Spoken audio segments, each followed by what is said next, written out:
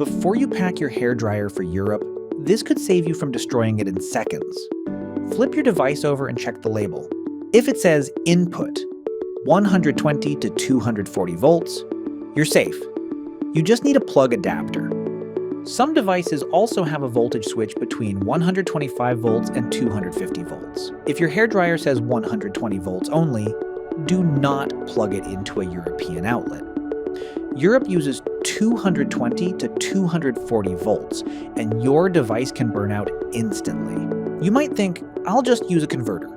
Check the voltage on the hairdryer. If it's under 2000 watts, you can use our Ceptics LX-C2000. But these converters will not work with Dyson hairdryer or hairdryers with electronic components.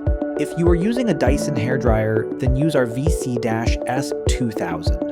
That's why we recommend dual voltage travel. Hairdryer is usually the safest and easiest solution. For straighteners, check both voltage and wattage.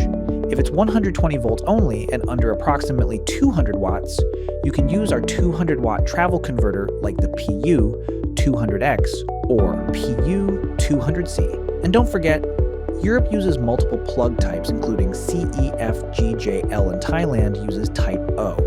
So bring the right adapter for your destination.